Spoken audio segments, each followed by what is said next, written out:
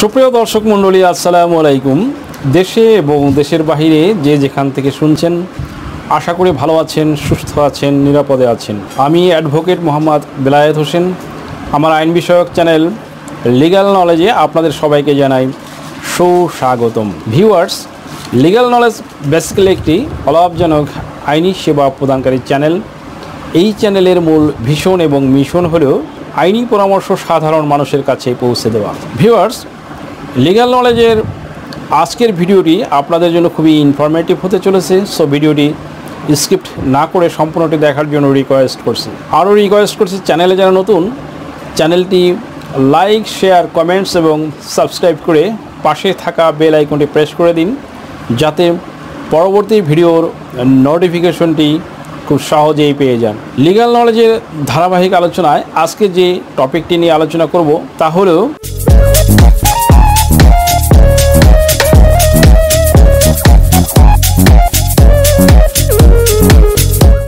জমির বায়না দলিল কার্যকর কিংবা বাতিলের আইনি প্রক্রিয়া কি, আসুন জেনে নেওয়া যায়।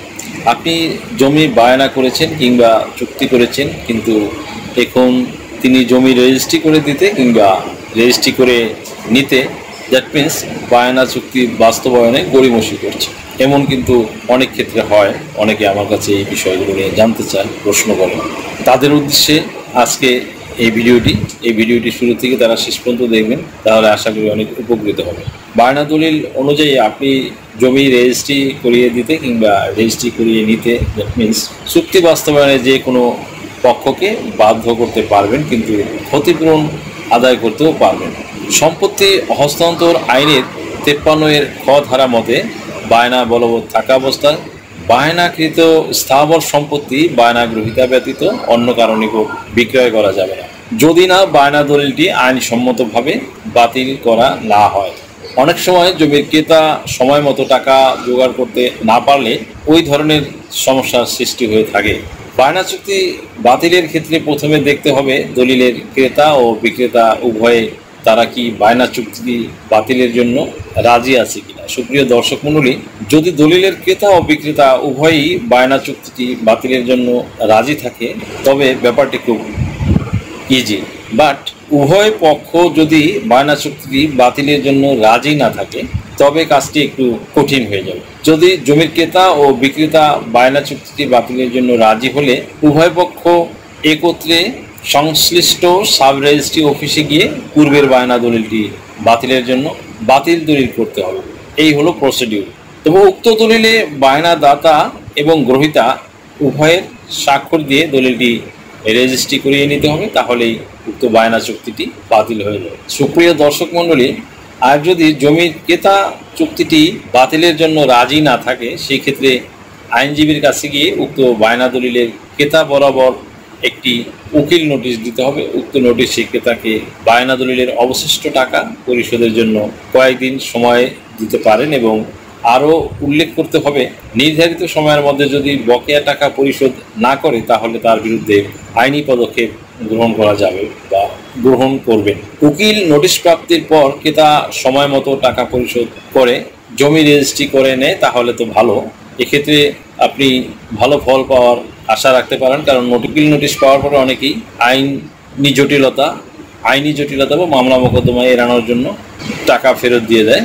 সেটা না হলে বিক্রেতা আদালতে গিয়ে যথাযথ কারণ দেখিয়ে বায়না চুক্তি বাতিলের মামলা করতে পারে। সুপ্রিয় দর্শক মণ্ডলী, ভুক্তভোগী পক্ষ সুনির্দিষ্ট প্রতিকার আইনের 1877 12 ধারা মতে আদালতে চুক্তি প্রবলের মামলা করতে পারেন। তবে মনে রাখবেন, এরকম মামলা করতে হলে চুক্তি সম্পাদনের তারিখ হতে বা চুক্তি অস্বীকারের তারিখ হতে 1 বছরের মধ্যে করতে হবে।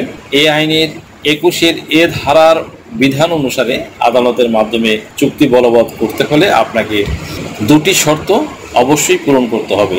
তন্মধ্যে 1 নম্বরে চুক্তি বা বায়নানামাটি লিখিত ও রেজিস্ট্রিকৃত হতে হবে, নতুবা চুক্তি প্রবলের মামলা আদালতের মাধ্যমে বলবৎ করা যাবে না। 2 নম্বরে রয়েছে বায়নার অবশিষ্ট টাকা আদালতে জমা না করলে এই মামলা দায়ের করা যাবে না।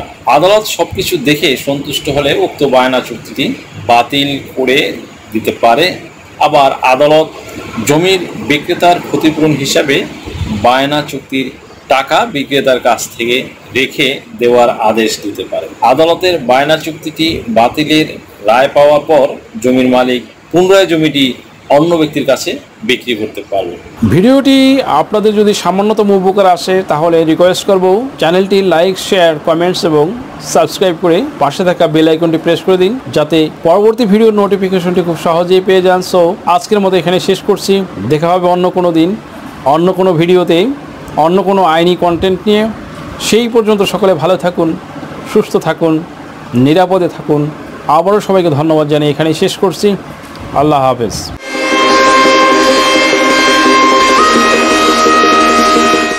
দেশ ও বিদেশ থেকে যে কোনো ধরনের হলফনামা, এফিডেভিট নিতে চান, কাবিননামা, নিকানামা যে কোনো ভাষায় অনুবাদ করে বিভিন্ন মন্ত্রণালয়, ইসলামিক ফাউন্ডেশন থেকে সত্যায়িত করে নিতে চান, শিক্ষা সনদ বা অন্য যে কোনো ধরনের ডকুমেন্ট শিক্ষা বোর্ড, শিক্ষা মন্ত্রণালয় থেকে সত্যায়িত করে নিতে চান, ধর্ম পরিবর্তন করে কোর্ট ম্যারেজ করতে চান, কুরিয়ার, ইমেইল, হোয়াটসঅ্যাপ, ইমো, মেসেঞ্জারিতে ডেলিভারি নিতে পারবেন। তাছাড়াও সরাসরি এসেও নিতে পারবেন। Mobile number 01724583880।